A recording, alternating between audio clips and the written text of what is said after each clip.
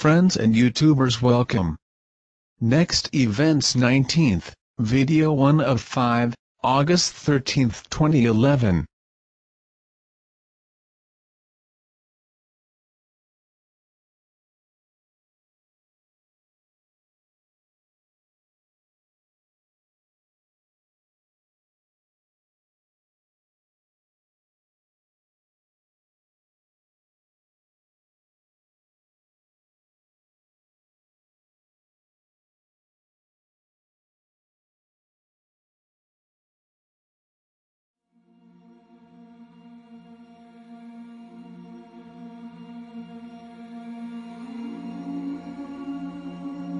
All around the planet, people are awakening to the reality that humanity and the Earth are now entering a heightened phase of activity on their inseparable journeys of growth and expansion. This acceleration is marked by the increasing intensity of global events and by the rising temperature of nearly every planet in our solar system. While here on Earth, time itself seems to be speeding up and chaos mounting as phenomenal shifts occur in our physical and perceptual realities with increasing rapidity. The simplest explanation behind this sense of speeding up is that our planet's vibrational frequency is rising. This event, which many ancient cultures have prophetically termed the quickening, has begun. And it is the greatest opportunity of our times. For we are living in a period of tremendous change, where humanity's truths are shifting with exponential rapidity as today's more advanced technologies and awareness are working to reveal the new truths of tomorrow. And just as the perspectives of those who were born 50 or 100 years ago have had to shift to allow for our present version of reality, so too will we be invited to expand our perspectives of what is possible, to allow for the unfathomable changes that will come with the turning of the age and the birth of a new world. That said, one very real possibility that our research into the work of other seekers and sages indicates is becoming increasingly probable is that the world-changing events that so many are consciously or subconsciously waiting to occur in 2012 could actually happen as early as October of this year, 2011. And though we have awakened to the possibility that our world could be greatly altered before 2012, it is not our intention with this presentation to prophesy events as they are going to occur, but rather we intend to merely present some possibilities that might serve to expand people's perspectives of what could be. For we believe that by expanding our imaginations to explore possible future events, we may prevent ourselves from reacting in fear should the previously unimagined become manifest. And as a result of having already experienced these events in our minds, we will be more centered and able to see the opportunities they present should they or something similar occur. And so, with this understanding of the power of imagination as a means by which we may navigate the unknown, this presentation will not only explore what sorts of events could occur between now and October that might lead to the end of the world as we know it, but we will also look at how such events, regardless of how challenging they may seem, could serve to bring humanity to a global experience of unity consciousness that would then lead us into a harmonious new existence and to our return to the long prophesied experience of heaven on earth.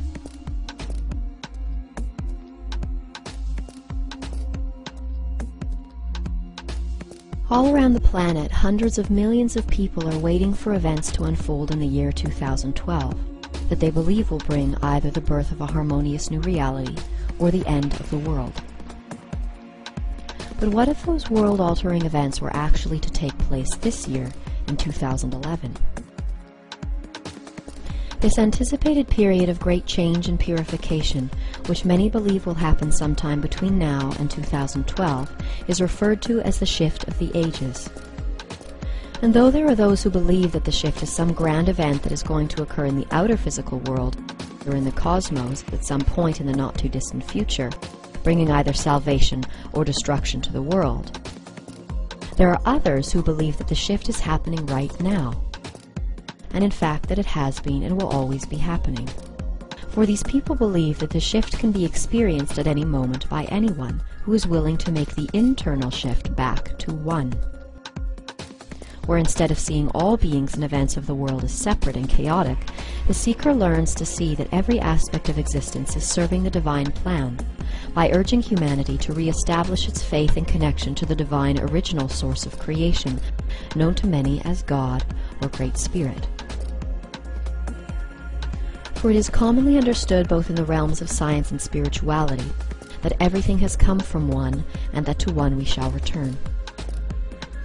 However, today, our thoughts and awareness have moved about as far from one as it is possible to get, as humanity's dualistic perspectives and survival of the fittest mentalities have served to divide the world into dueling pairs of opposites, where many believe that they are good while others are evil, that they are light while others are dark, and that they are right while others are wrong.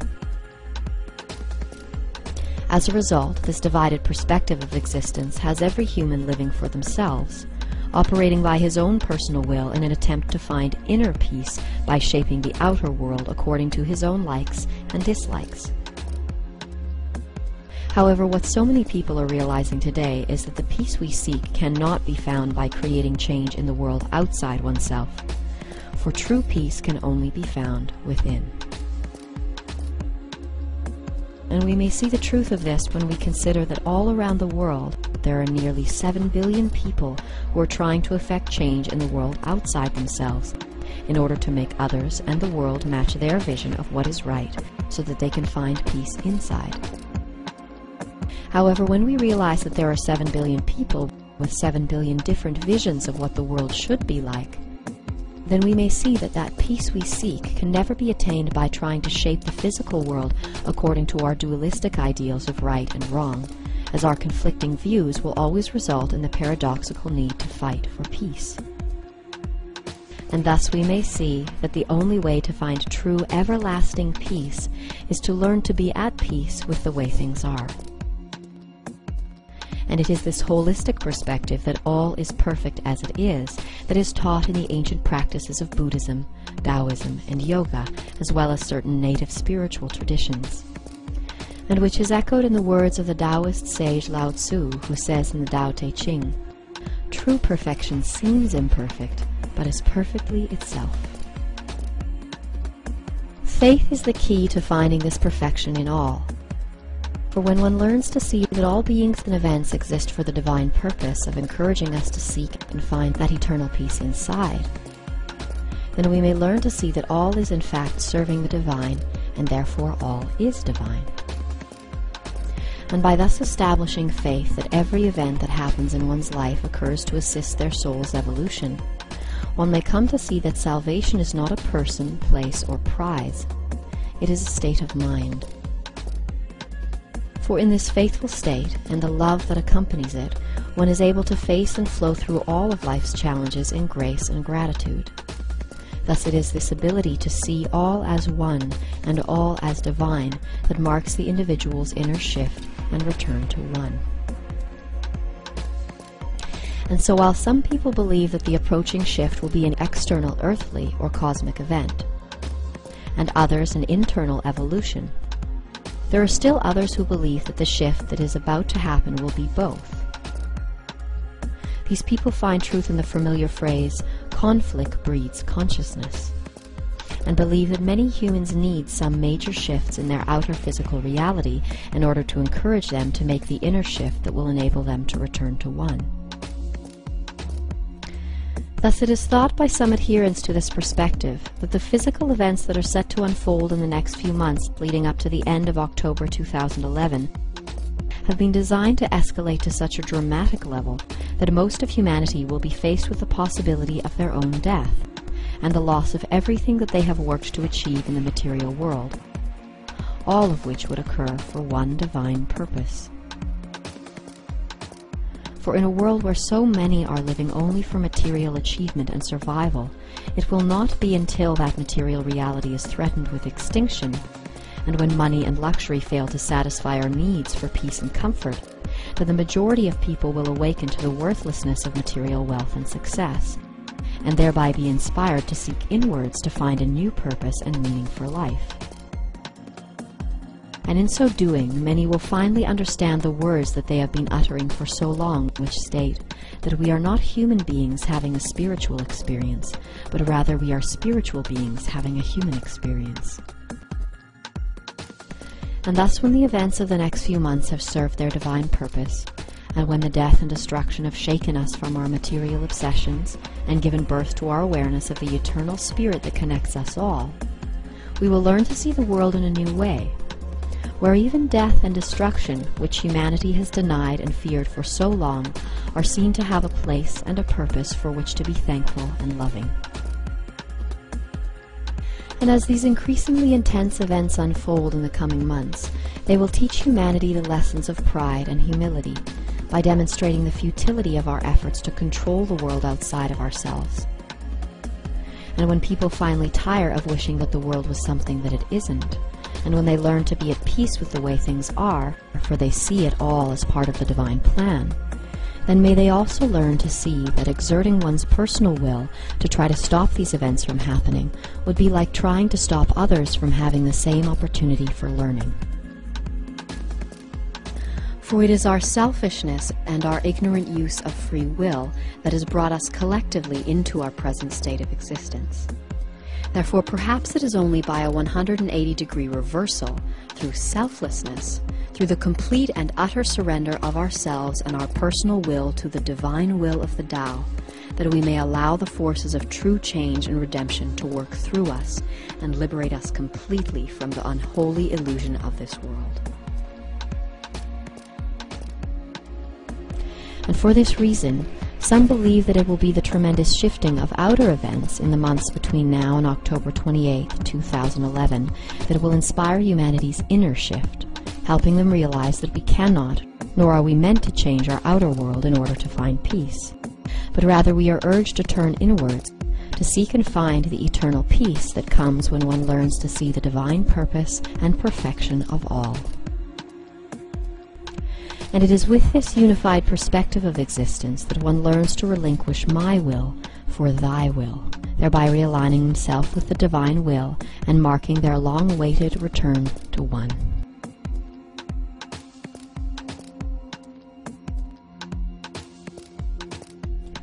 So when will these major changes occur in our outer reality that will encourage humanity to make its inner shift back to one? For the past few years, hundreds of millions of people around the world have been preparing themselves for an event that they believe will occur on December 21st, 2012, that will either bring the end of the world or the birth of a new reality. However, an understanding of the Mayan calendar discovered through Swedish researcher Carl Kalleman's study of ancient Mayan monuments, when compared with the escalating intensity of upcoming global events, shows the probability that those world-altering events could happen in the next few months between now and October 28, 2011. Considering the recent development of upcoming earthly and cosmic events that are set to unfold this year, which we will discuss shortly, this shift of perspective from 2012 to 2011 is one that people all over the world are starting to awaken to.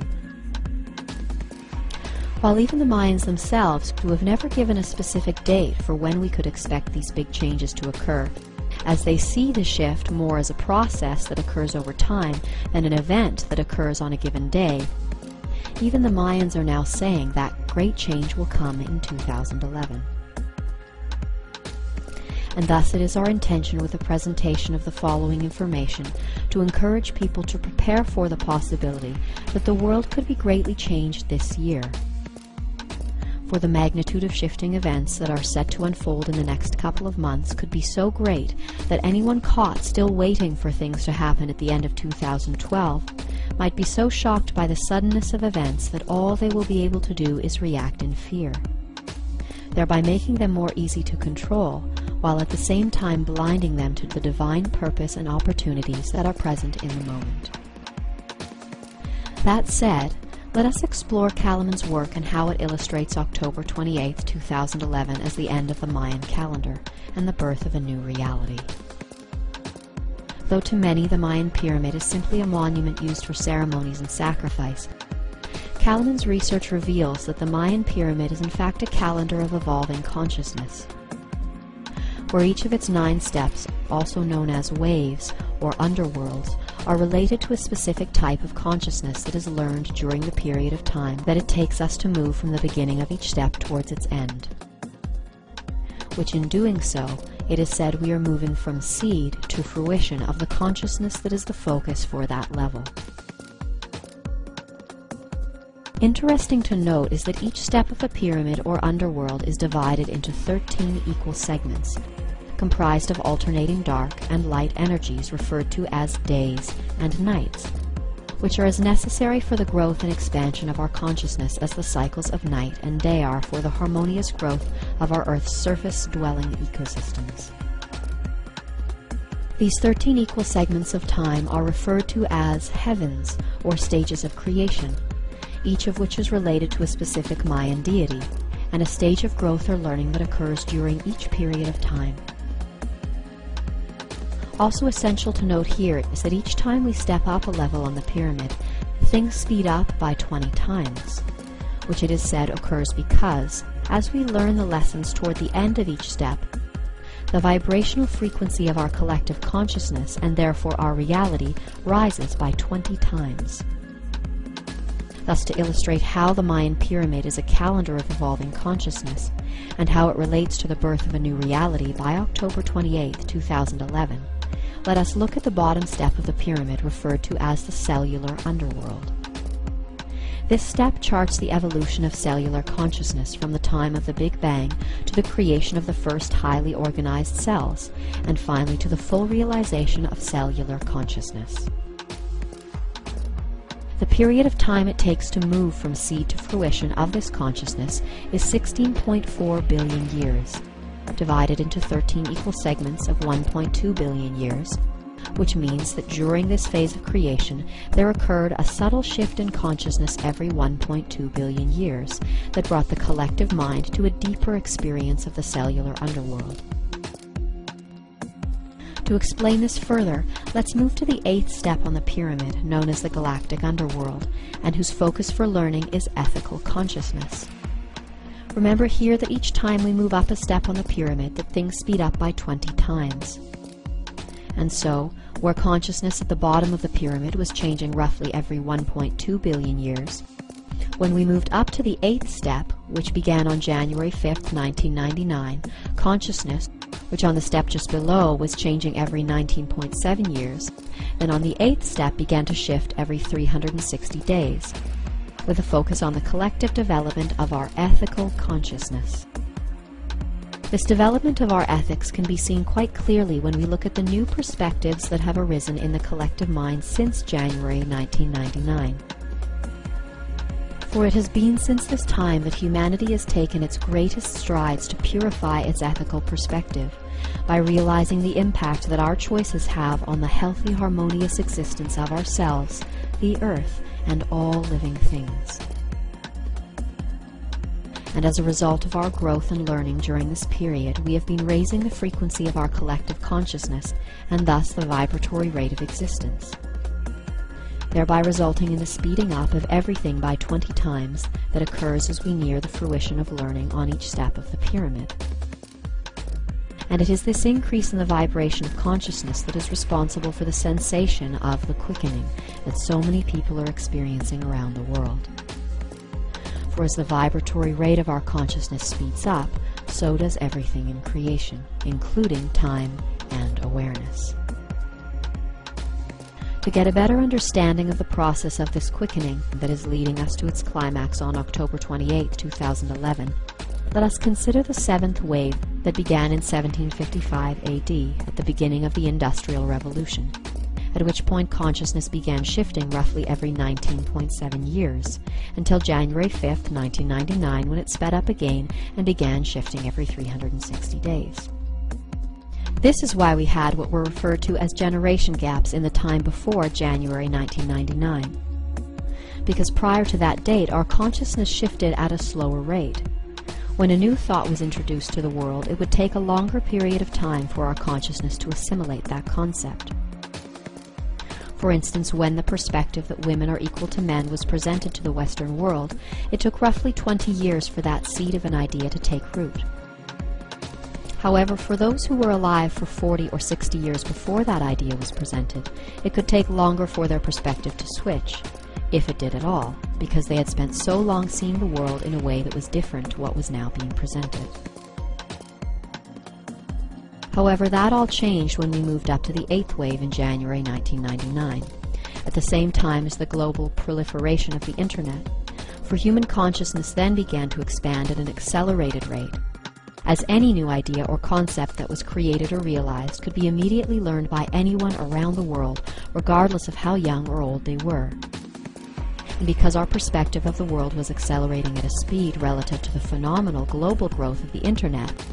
many people around that time experienced a sensation of quickening. And though this quickening is perceived by many as a speeding up of time, still others believe that it isn't time that is speeding up, but rather that it is the amount of change and information that we are able to process in that time that is accelerating.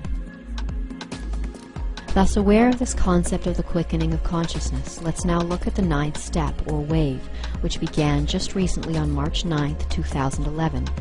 2 days before the earthquake in Japan, at which point consciousness, which was previously shifting every 360 days, is now shifting every 18 days, which it will continue to do until October 28, 2011, when it is said that we will come to the simultaneous completion and full realization of all 9 underworlds at once. Which in other words means that around the end of October, every living thing, which is an individual thought of the collective mind, would somehow come to the simultaneous full realization of every level of creation from the moment of the Big Bang to the completion of the Mayan calendar on October 28th. And here it is thought that the only way that we could come to the simultaneous full realization of every aspect of creation is to become one with it. For no one knows you like you know yourself, and therefore in order to truly know every aspect of creation, some believe that we will be given the opportunity to experience our oneness with everything that has and will ever exist, as if it were ourselves. And it will be through this experience of oneness that we finally realize truly who, what, when, how, and why we really are. This return to one is reflected in the scientific and spiritual teachings around the world, which uniformly agree in the expansion and contraction of the universe, and which also state that everything has come from one, and that to one we shall return. This concept of our return to one is also supported in the focus for learning during our current experience of the 9th wave, which is dedicated to the collective development of our unity consciousness, which Kalaman's research indicates will be fully realized by October 28, 2011.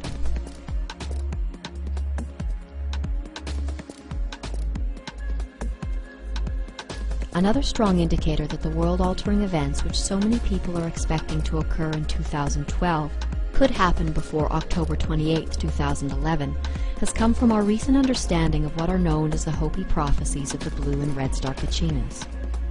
and how they relate to the events that are unfolding right now, and which will culminate in the days and months before the end of October 2011. However, before we relate the story of the blue and red star Kachinas, it is imperative that people have an understanding of the changeable nature of prophecy. For not all prophecies exist to tell us what is to be, but rather they tell us what we need to hear in order to inspire us to make changes to our inner being and perspectives that will ultimately assist our spiritual evolution. This is why, in many cases, prophecies such as the Hopi's story of the blue and red Kachinas speak of tragic events, including the collapse of the material world and its systems, and even the ultimate demise of humanity. For it is a fact today that most humans in their obsession for material success and survival do not spare a second thought for their soul or spiritual self until they are faced with death, suffering, and the inevitable collapse of everything they have come to depend on in the material world.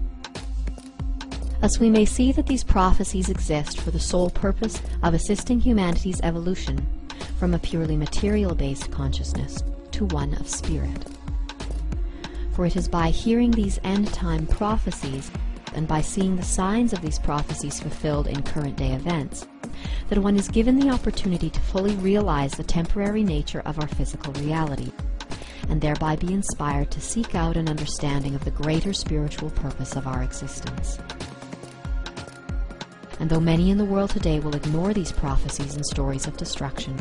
because of their fear of contemplating the end of the material world as we know it,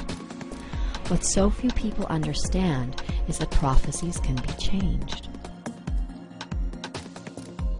For if it can be understood that the destructive stories and events detailed in prophecies exist for the sole purpose of encouraging a shift in consciousness,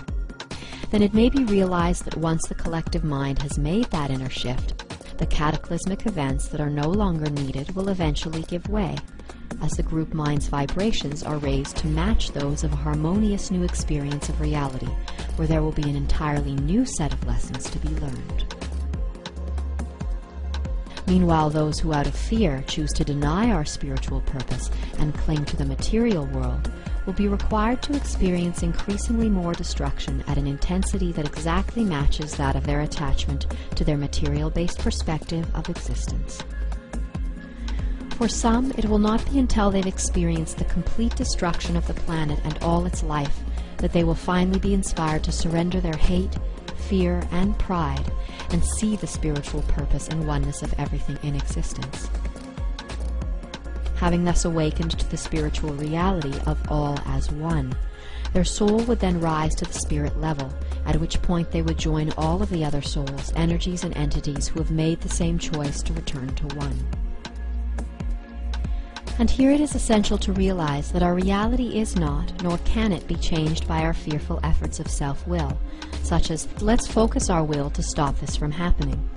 For in any such efforts, the lower limiting vibrations of fear that motivate people to try to control events will create blockages that prevent the free movement of the higher vibrations of divine love, will, and wisdom throughout the body. That said, we may see that through proper attention and an understanding of prophecies such as the Hopi story of the blue and red Kachinas, people are given the opportunity to make a choice that will greatly affect their spiritual evolution. And it is the importance of this choice in our soul's journey that is reinforced by the appearance of the glyph representing the word choice on the Hopi monument known as Prophecy Rock. Thus the choice, which will become increasingly prominent in the days and months approaching October 28, 2011, is: will we choose to cling to our material perspective of existence and live in fear and hate as our physical world crumbles around us? Or will we, like a phoenix rising from the flames, choose with faith and love to see the divine purpose of the decline of our material existence, whose passing will inspire a once material-obsessed humanity to shift to a more spirit-based perspective of existence? For it has been said in another message given to us by the Hopi people that this could be a good time. And for anyone who sees the spiritual purpose of the events that are set to unfold in the next few months, it probably will be. While those who wish to hold on to the old world and its ways might find the next few months extremely challenging. With this understanding of the divine purpose and the changeable nature of prophecy, let us now look at some information that has been surfacing from NASA in the past couple of months, and how it relates very clearly to the Hopi prophecy of the blue and red star Kachinas, thereby indicating that the world-altering events that so many people are expecting might occur in 2012 could happen as early as October 2011. Thus, the Hopi prophecy of the blue and red star Kachinas, which may be read in its entirety at the link below, speaks of 4 celestial bodies that will appear in our skies announcing that we have entered the end times. These 4 bodies are referred to in the prophecies as Pagongahoya and Palongahoya, the guardians of the North and South Poles, Nangasohu, referred to as the blue star Kachina, and the red star Kachina, also known as the Purifier. It is said in the prophecy that in the final days we will look up in our heavens and we will witness the return of the 2 brothers, Pagongahoya and Palongahoya, who helped create this world in the birthing time. In the final days, the blue star Kachina will come to be with his nephews, and they will return the Earth to its natural rotation, which is counterclockwise. It is also stated in the prophecy that the return of the blue star Kachina, who is also known as Nangasohu, will be the alarm clock that tells us of the new day and a new way of life, that a new world is coming. This is where the changes will begin. Of extreme interest is the fact that NASA has recently, albeit quietly, released that there are 3 what are presently being called comets heading to Earth right now, all of which will be visible and in very close proximity to the Earth between the dates of August 15th and September 26th, 2011.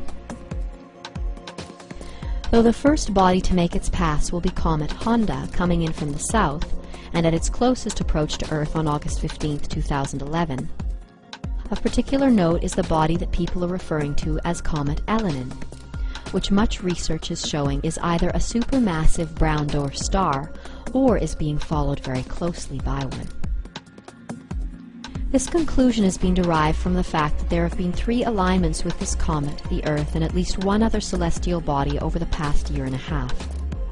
and each alignment has resulted in a major earthquake on Earth. To see the dates of these alignments for yourself, you may visit NASA's Jet Propulsion Laboratory webpage at the link below. Here you will see that the first alignment with ELENIN occurred on February 23, 2010, on the same day as the massive earthquake in Chile. The next alignment on September 4, 2010, which corresponds with a recent earthquake in New Zealand, and there was a third alignment around March 11th on the same day as the major earthquake in Japan. The fact that these alignments all occurred when ELENIN was a great distance away from the Earth indicates the incredible mass of the object, and the probability that it is not a comet, but rather a supermassive brown dwarf star, or that it is being followed very closely by one. During our last alignment with this object, which was at the same time as the massive earthquake in Japan, ELENIN was at a distance of 2.155 astronomical units, roughly 2 times the distance from the Earth to the Sun. And now, we will have our next alignment with this object around September 26, 2011. However, this time, rather than being on the other side of the Sun, it will be much closer, and in between the Earth and the Sun, at a distance of 0.396 astronomical units. And this time it will be an alignment of 4 bodies rather than just 3, which will include Mercury,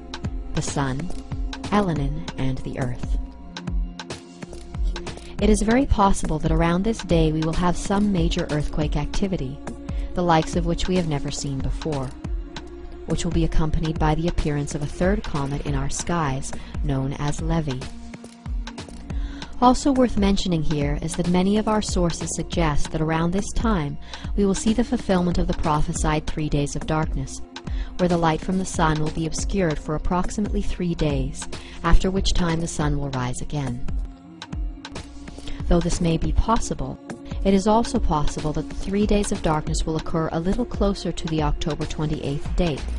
when we are nearer in proximity to the red star Kachina.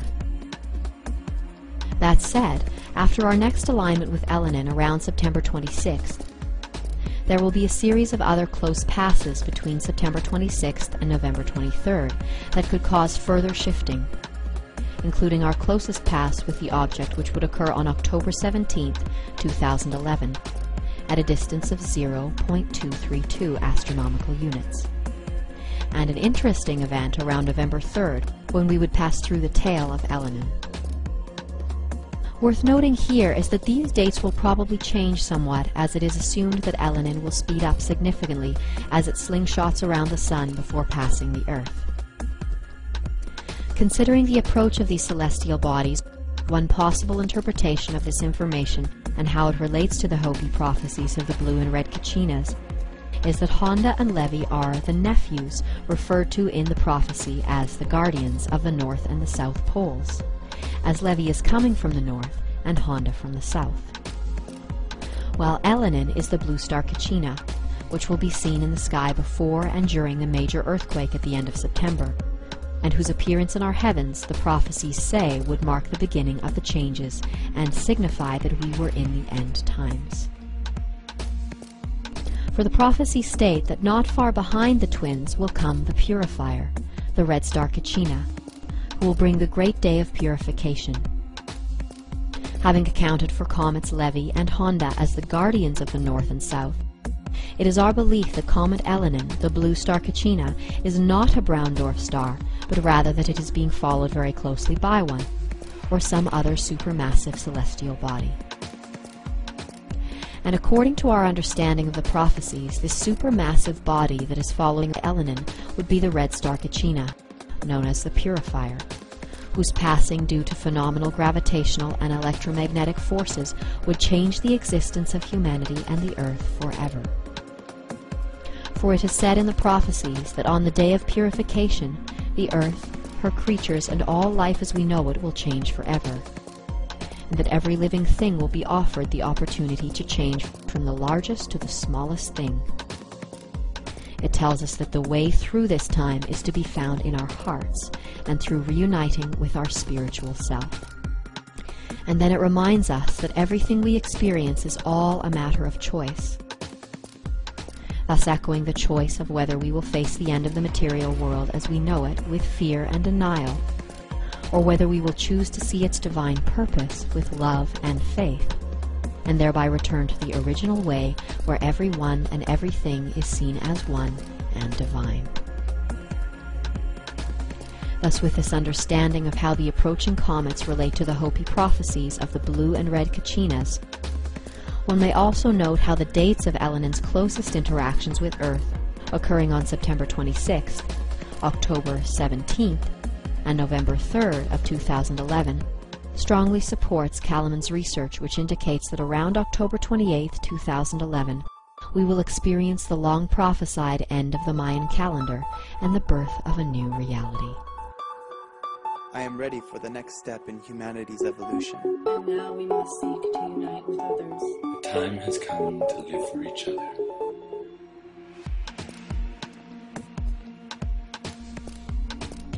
Having explored the possibilities of how the world could be greatly changed by October 28, 2011,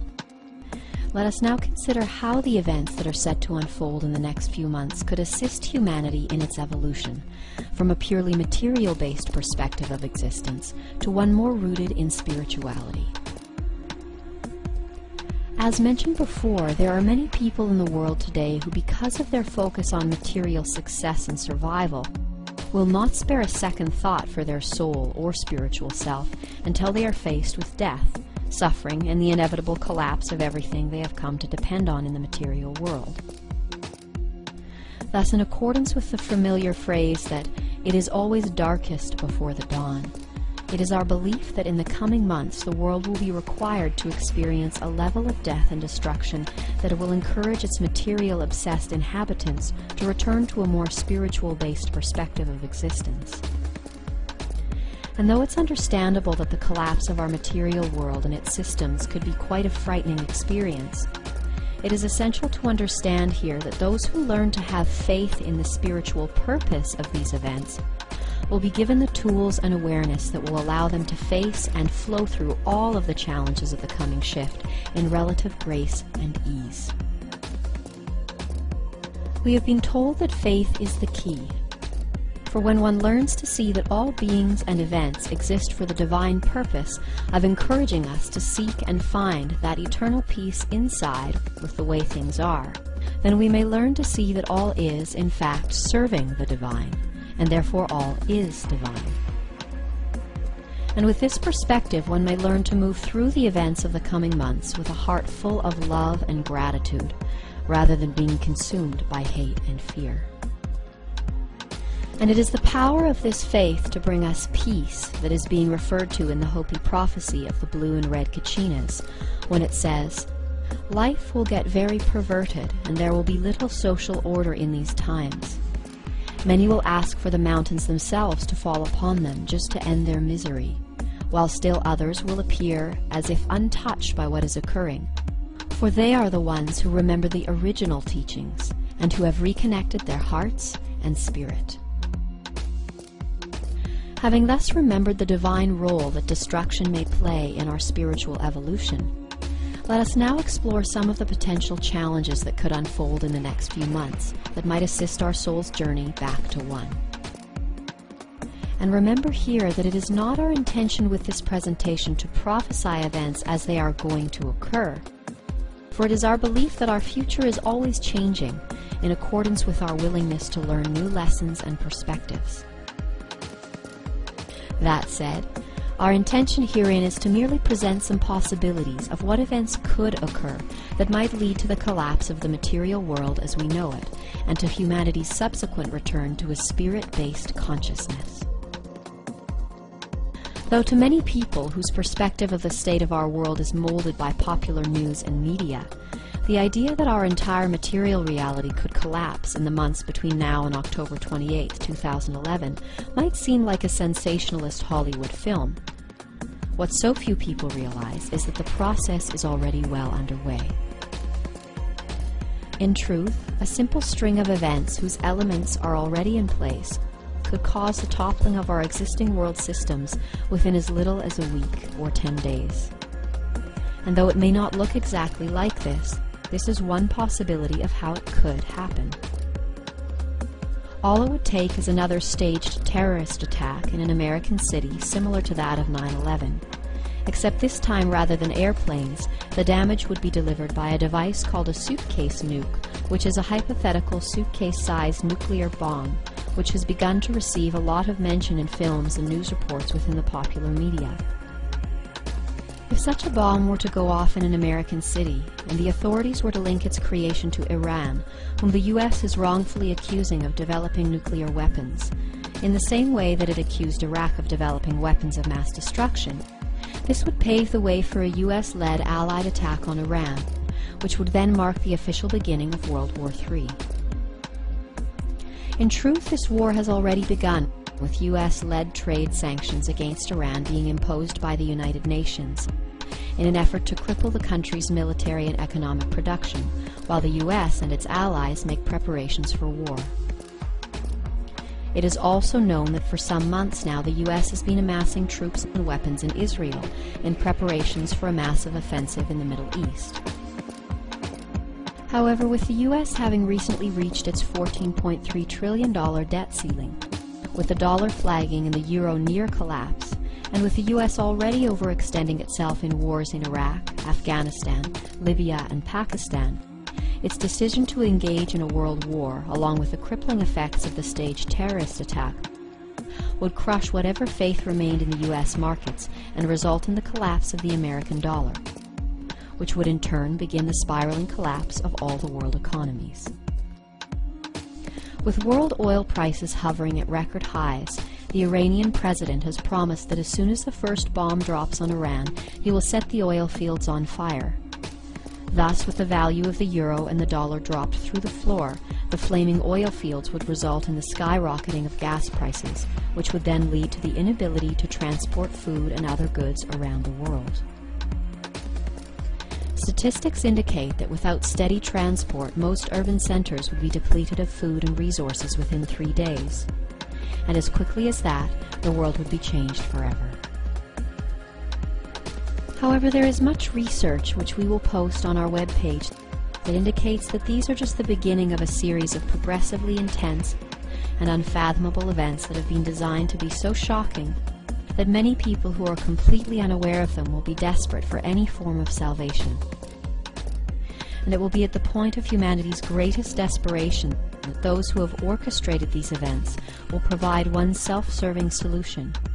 and that is to unite the globe under the authority of a new world order. Here are existing political, economic, and military institutions would unite under a one-world government, one-world economy, and one-world religion,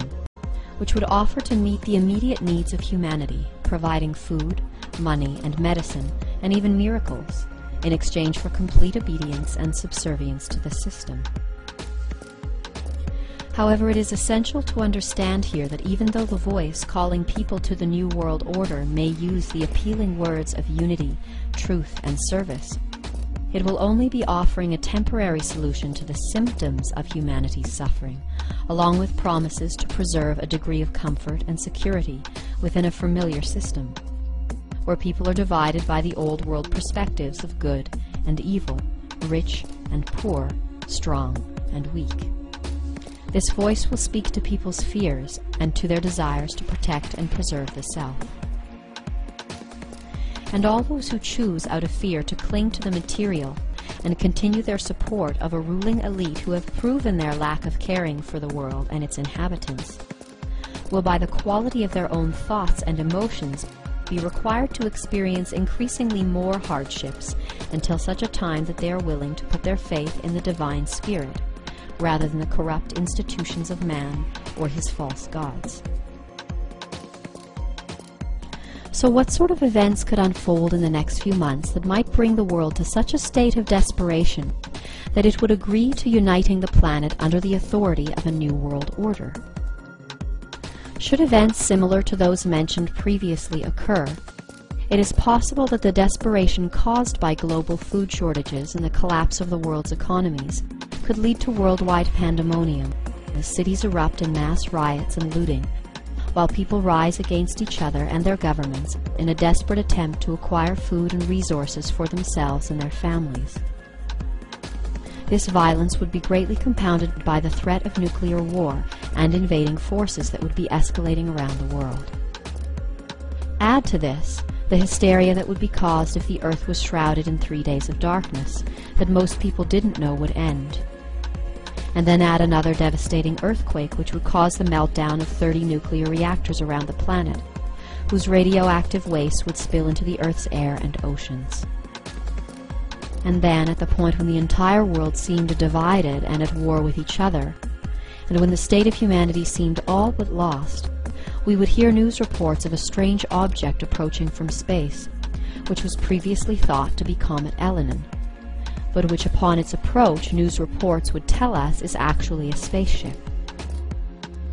And to the world's surprise, from this ship would come fake alien invaders to attack the Earth, whose superior weapons and technology, actually created by our own world's military, would cause much damage and loss of life. And the world's leaders, professing themselves to be greatly overmatched, would have only one choice to save the planet, and that would be to unite the world's military forces. With the entire planet reeling from war and the effects of the devastating earthquakes caused by the prophesied approach of the purifier, people all over the world would be praying for a miracle, when all of a sudden their prayers would be answered.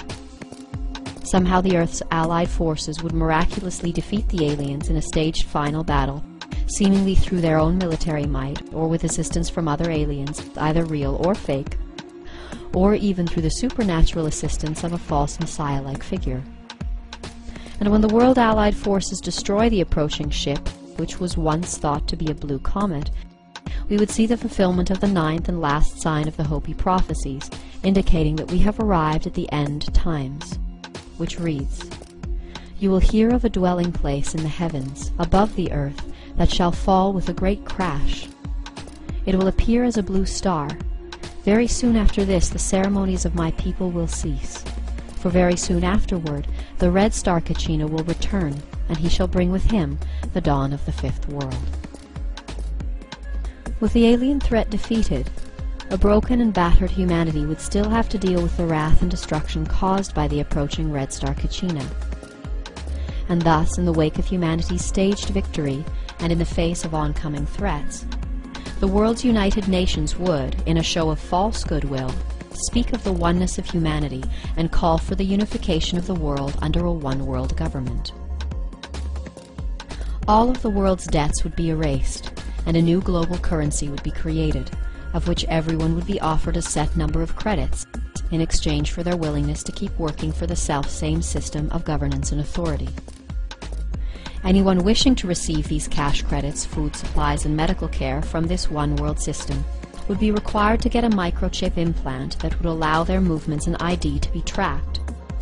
And all those who do not comply with the rules and regulations of the system would simply have their chip deactivated. And at the top of this new world order, at the capstone of its pyramid of control, would be the false savior,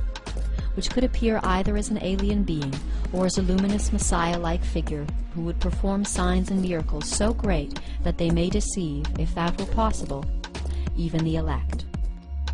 And though this figure may have played a role in assisting humanity through its hardships, either with the fake alien invasion or by performing miracles of medicine and technology, its deception will be obvious. For rather than inspiring humanity to see the divine in all, this God with all its wonders and miracles would have humanity focus its worship on one supposedly divine being or institution, thereby reserving a space for the old world divisions of right and wrong, good and evil.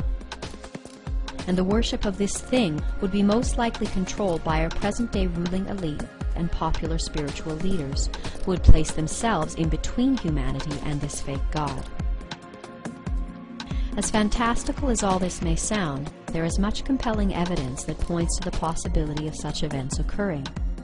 even those as extraordinary as the fake alien invasion, the possibility of which is being planted in people's minds through the noticeably high number of alien invasion movies and television shows that have come out in the last year, including the recent National Geographic series called When the Aliens Attack, which shows how the world's military forces would face and defeat a hostile alien invasion, not if, but when it happens. And here it is essential to realize that compliance with the New World Order is a trap, just as surely as wishing harm upon those responsible for its creation, for both are reactions of fear. However, if one is able to remember that all of this death and destruction is actually serving the divine purpose of shifting us from a material-based consciousness to one founded more on spiritual awareness, then we may break away from the fearful reactions of compliance and resistance and take our first steps down the path towards the original way, mentioned in the Hopi prophecies, where everything is seen as one and sacred. For if we can learn to see that those whom we would perceive as dark or evil are in fact serving us, by providing experiences that are essential on our path to self-realization, then perhaps it is also possible to see that in fact they are us, or at least an essential part of us, just as we are a part of them. This vision of oneness is reflected in the words of Rumi when he says, "Out beyond ideas of wrongdoing and right-doing, there is a field. I'll meet you there. When the soul lies down in that grass, the world is too full to talk about. Ideas, language, even the phrase each other doesn't make sense anymore." With this perspective, one may realize that all of the world's heightened chaos and conflict isn't actually the creation of one diabolical individual or organization, but rather in accordance with the universal wisdom, as above, so below. It is an exact reflection or projection of the mounting conflict raging in the hearts and souls of the collective mind, where so many individual souls who are wishing to move beyond this meaningless material existence still feel powerless to do so. However, when we see the destruction of these systems which will no longer be able to support our needs, and when our leaders whom we have relied on to keep us safe start a war that we realize could destroy the entire planet, those who have felt trapped by the system will finally let go of their dependence on it and seek a new way of living that is more in line with their inner heart's urge for peace and harmony. And thus, through the actions of those whom we would perceive to be dark or evil, we will have learned and been freed. And in accordance with the perfection of this divine plan, our ability to love and recognize our oneness with those whom some would call our oppressors will be the power that sets those oppressors free as well. For the prophesied return of the purifier will open up the book of life, where the thoughts and deeds of every living being throughout creation are recorded for all to see. And here every soul will have the opportunity to experience the suffering that it has caused through the course of its lives. And as those whom many would call their oppressors scan through their experiences, they will see how the hurt that they have caused is met with hate, anger, and with thoughts of revolution and murder, and they will feel justified in their cruelty. However, as they continue their search deeper into the book of life, they will come across those who, even though they suffered greatly at their hands, have felt only love. And it will be at this moment that those souls which previously knew only hate will learn the spiritual truth that a person can be redeemed just as surely by getting love as they can by giving love. And by thus learning to love and be loved, we will rise above the challenges of this dark night of the soul to meet the dawn of the glorious resurrection together as one.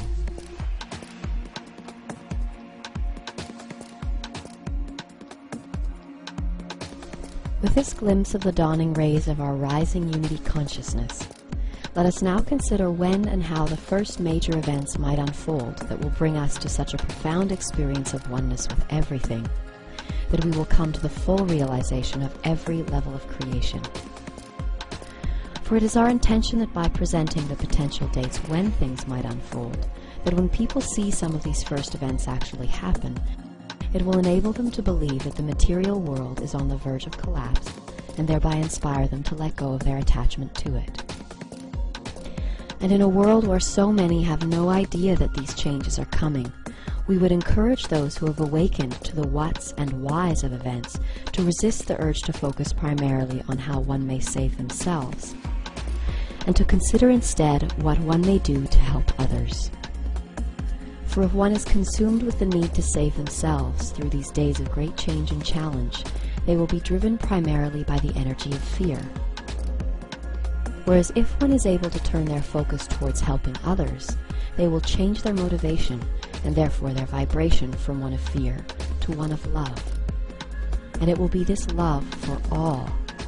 and faith in the divine purpose of all that is occurring that enables one to move through all of the challenges of the coming days in relative grace and ease.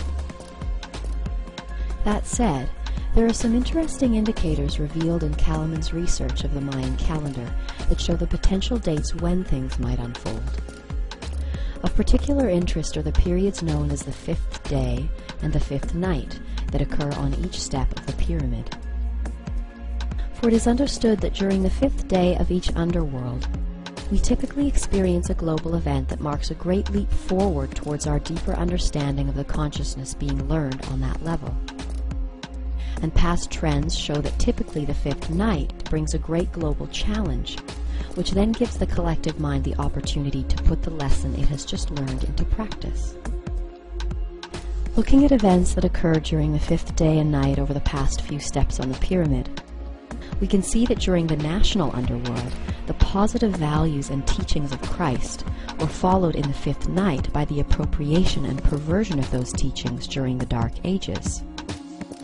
While during the planetary underworld, the fifth day brought us World War I, along with the automation of industry and the expansion of our perception of reality through Einstein's theory of relativity. The end of the fifth day was marked by the beginning of the Great Depression,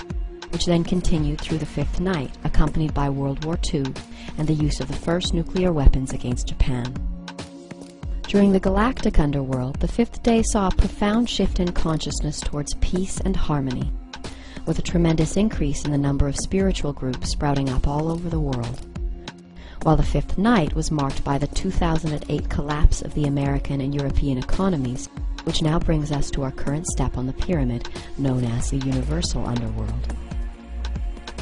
Based on this understanding of the unique energies and experiences that typically accompany the fifth day and the fifth night,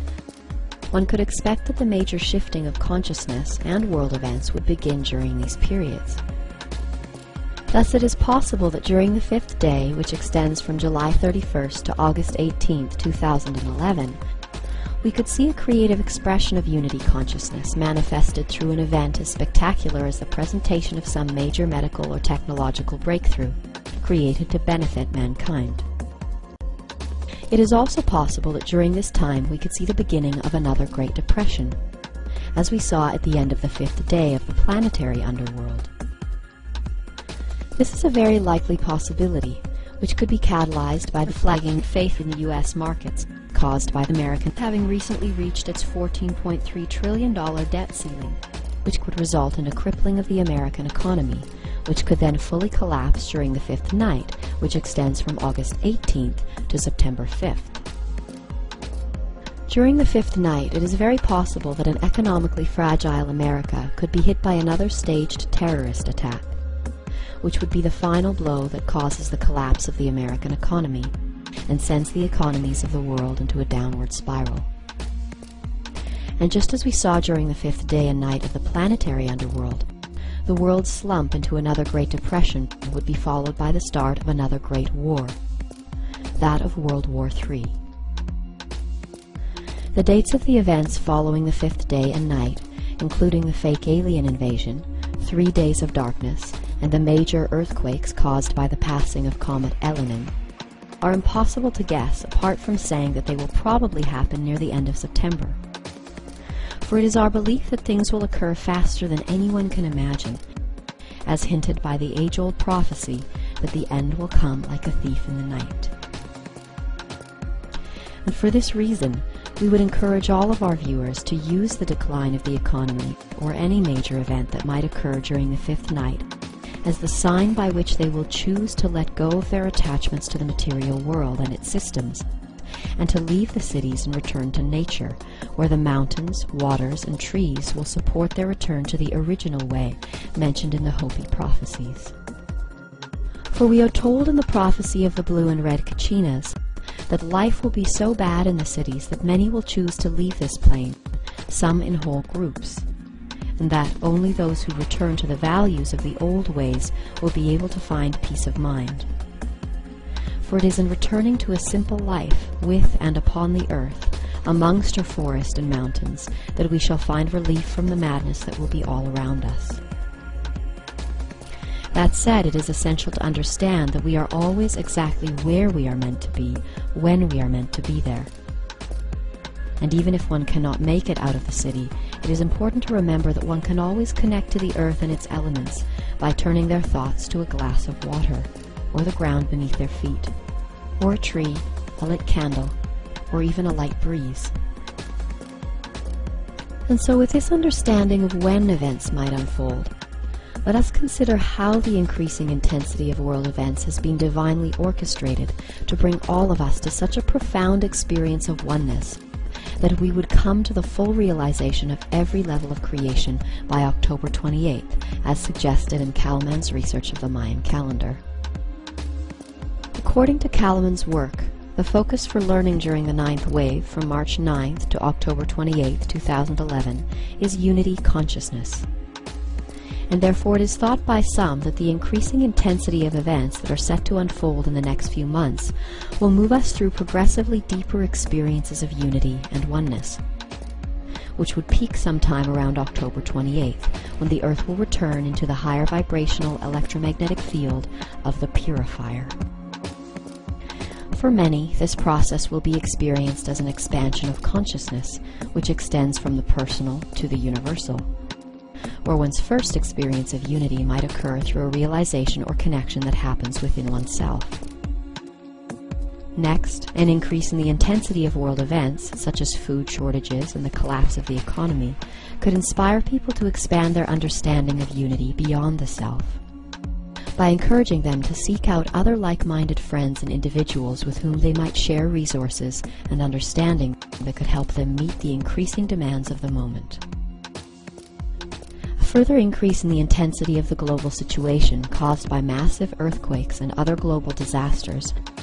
could cause a further expansion of the concept of unity by inspiring people to extend their caring beyond people in their own social sphere,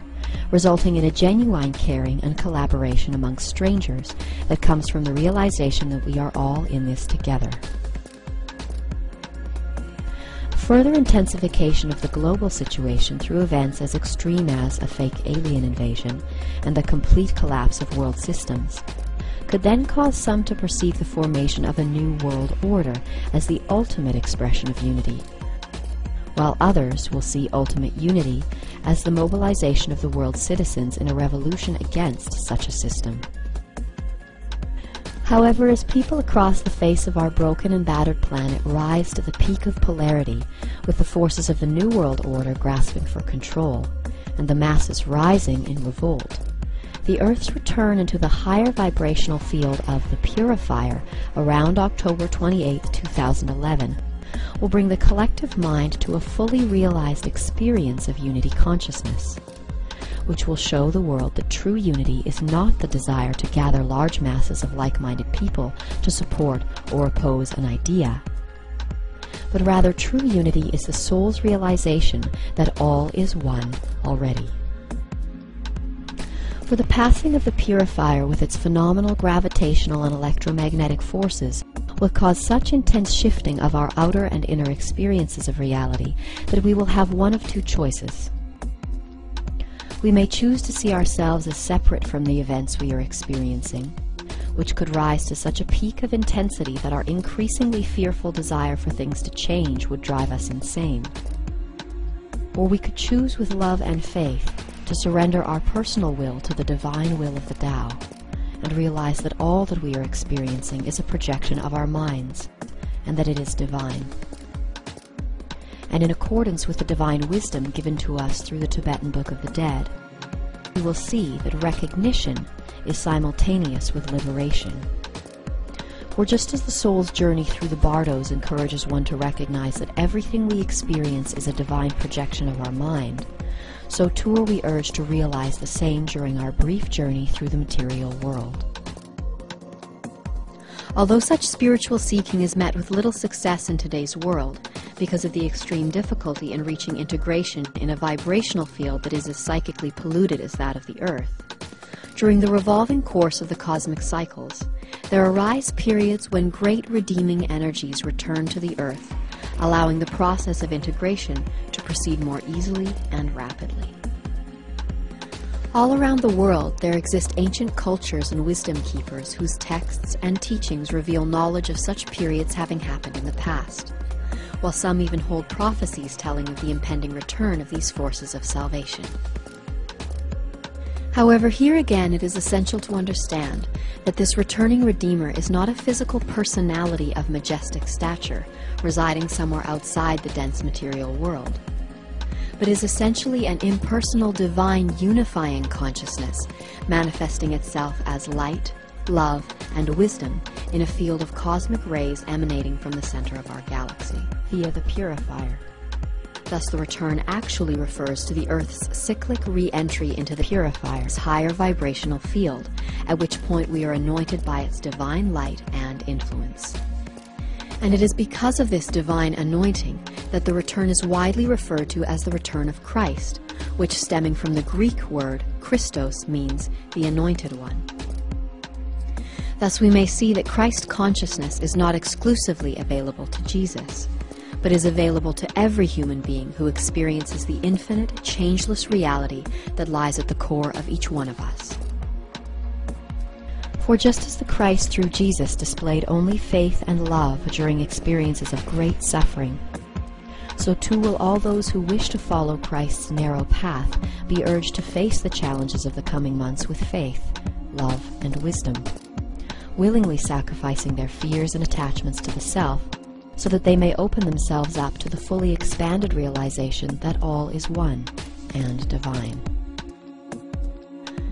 For in this period of purification, the mirror of truth will be held up for all to see at last, what we have become and which master we have truly served. And when humanity is left with no other choice but to face the truth and ourselves in utter honesty, to look, to see, and to weep in genuine repentance, then can love open our hearts and reveal to us the way of true devotion and holiness. It is thus through humble surrender that each person is given the opportunity to hasten their own spiritual growth and simultaneously transition into a bright new era. So how might our interaction with the purifier bring us to such a profound experience of oneness with everything,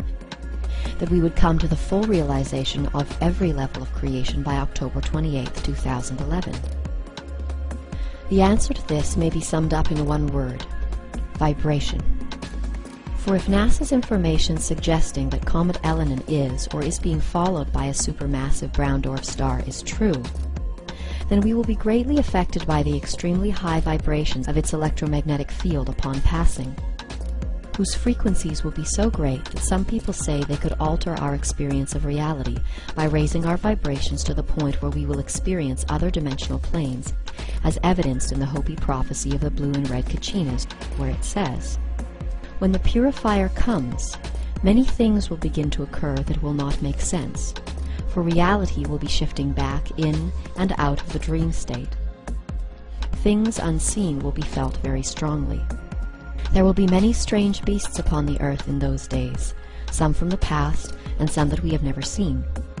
The nature of mankind will appear strange in these times we walk between the worlds, and we will house many spirits even within our bodies.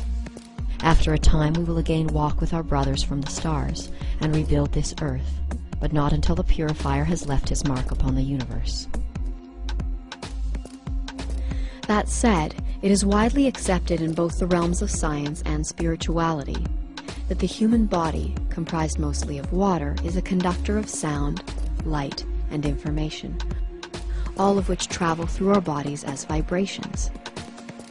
Aware of this, we may now imagine that as the higher vibrations of the purifier move through us, they will cause our bodies to resonate with their frequency. Thus, as our vibrations rise and match the never-before experienced frequency levels of the purifier, we will be able to perceive higher levels of the electromagnetic spectrum, at which point we will be able to perceive all of the sounds, images, and entities that exist within our newly achieved range of frequency. Vibrating at this level, the spirits of the dead may be seen and heard, rising to meet the coming dawn,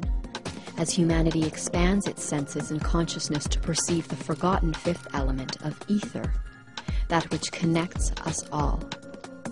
Here, too, we may perceive the parallel realms of the astral planes and share encounters with mythical beings, all of whom will attend us and the rest of humanity as our increasing frequency brings us all closer to a collective experience of oneness. As we reach the peak of frequency, the voices of others that we have begun to hear in our heads will rise in numbers and climax at the point when we hear all the thoughts of creation and experience all actions as if they were our own. So too may it seem like all the events of these lives are happening at once, and that all places are this place. As one may imagine, this expanded perspective of oneness could be quite an intense experience. And for those who choose to hold on to their knowledge of what is and is not possible, such events will threaten to shatter their psyches, as every sense is simultaneously overloaded. Thoughts of good or evil will give rise to those of their dualistic opposites and attract like energies that further threaten the traveler's ability to stay safe and sane. And here we will have a choice, to either clutch to the banks of that raging river and be dashed against the rocks, or to simply let go and surrender to the roar and the flow. Some will try to hide from